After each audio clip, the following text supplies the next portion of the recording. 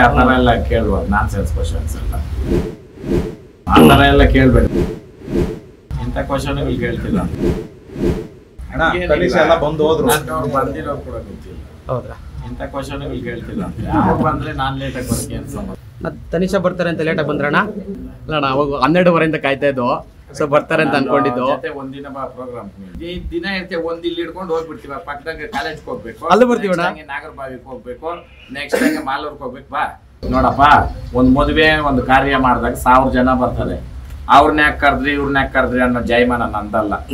ಯಾಕೆ ಹೇಳ್ತೀನಿ ಅಂತಂದ್ರೆ, ನೀನ್ ಗೌರವ ನಿಂದು, ನಾನ್ ಗೌರವ ನಂದು, ನನ್ನ ಅನ್ನ ನಂದು, ನೀನ್ ಅನ್ನ ನಿಂದು, ಅದ್ರಲ್ಲಿ ಏನೈತೆ? ಓಕೆನಾ? ಆ ತರ ಎಲ್ಲ ಕೇಳ್ಬೇಡಿ. ನಮ್ಗೆ ಯಾರ ಮೇಲೆ ಏನು ದ್ವೇಷಗಳಿಲ್ಲ, ಇಲ್ಲ ಇನ್ನೊಂದಿಲ್ಲ. ಖುಷಿ ಪಡ್ತಿದ್ರ ಅಷ್ಟೇ ಸಮಯ. ಇವಾಗ ಅರ್ಥ ಮಾಡ್ಕೊಳ್ರಿ, ರೋಡ್ ಹೋಗ್ಲು ನಮ್ಗೆ ಗೊತ್ತು. ಯಲಹಂಕದಾಗ ಪ್ರೋಗ್ರಾಮ್ ಮಾಡಿ ಅಲ್ಲಿಂದ ಹಿಂಗೆ ಬೇಗ ಬಂದಿರೋದು. ಇವಾಗ ನೆಕ್ಸ್ಟ್ ಕಾಲೇಜ್ ಹೋಗಿ ಇಲ್ಲೇ ಪಕ್ಕದಲ್ಲಿ ಐತೆ ಅಲ್ವಾ, ಮಾಡ್ಬೇಕಷ್ಟೇ. ಹಂಗೆ ಆ ಥರ ಎಲ್ಲ ಕೇಳ್ಬೋದು, ನಾನ್ ಸೆನ್ಸ್ ಕ್ವಶನ್ಸ್ ಎಲ್ಲ.